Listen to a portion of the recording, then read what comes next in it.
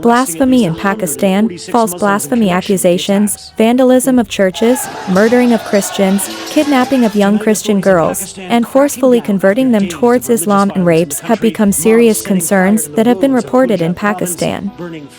These issues reflect a complex interplay of social, political, religious, and cultural factors within the country. Welcome to this video, where we delve deep into a pressing issue, blasphemy in Pakistan. As we unpack this topic, we'll discuss false cases, false accusations, and the resulting consequences that have plagued this nation for years. Blasphemy in Pakistan is a sensitive issue. It refers to any spoken or written act that intentionally disrespects or insults sacred religious sentiments. The complexity arises when these laws are misused, leading to false cases and accusations. In the world of law enforcement, there's a darker side that exists, resulting in false accusations. In Pakistan, many individuals have been wrongfully accused of blasphemy. These acts often stem from personal grudges or disputes, making innocent people victims of a deeply flawed system. The consequences of such false blasphemy cases are severe. They result in mob violence, vigilantism, and even extrajudicial killings. These actions create a climate of fear, where simply being accused can lead to death, even without a fair trial. But the impact doesn't stop at individuals. Entire communities are affected, particularly religious minorities. Churches have been vandalized, creating an environment of fear and terror among Christians in Pakistan.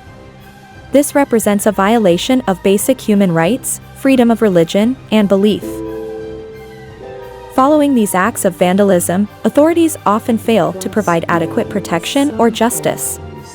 This lack of action fuels a vicious cycle of violence and impunity. It's not just about damage to buildings, but the destruction of a sense of safety and community. Pakistan has witnessed numerous cases where individuals were murdered based on unproven allegations. These killings are a stark reminder of the terror that prevails in society due to false accusations. Indeed, it's not just the Christian community that suffers.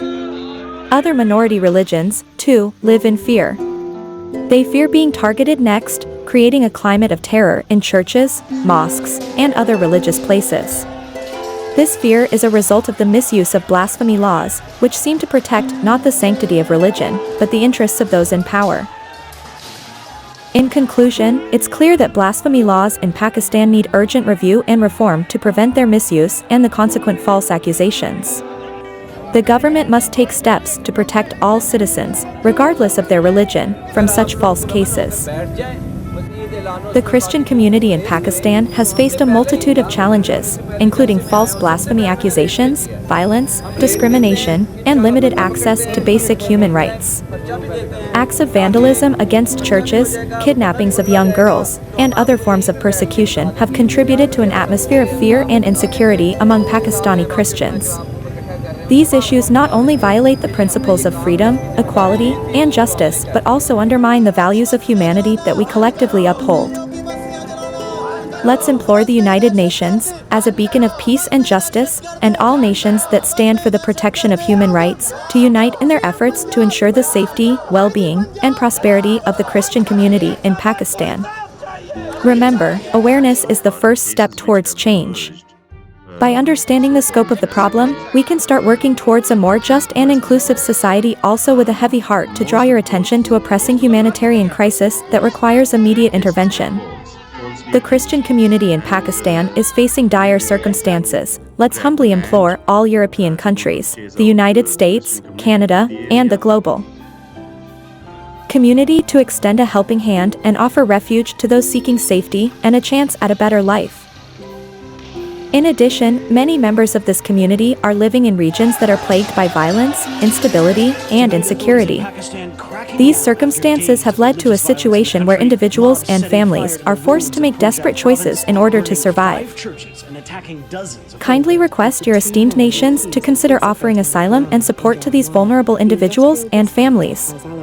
By granting them the opportunity to seek safety and rebuild their lives, we can provide a glimmer of hope in the face of adversity. This appeal is not just about providing shelter, it is about upholding the principles of compassion, human rights, and solidarity that define our global community. It is about extending a lifeline to those who are struggling and ensuring that they are not left to bear the burdens of poverty and violence alone. I urge you to work collaboratively and expeditiously to develop strategies that allow for the safe and dignified resettlement of these individuals. By doing so, we demonstrate our commitment to alleviating suffering and fostering a world in which all people have the opportunity to thrive. Thank you for watching. Please like and support. See you in next video.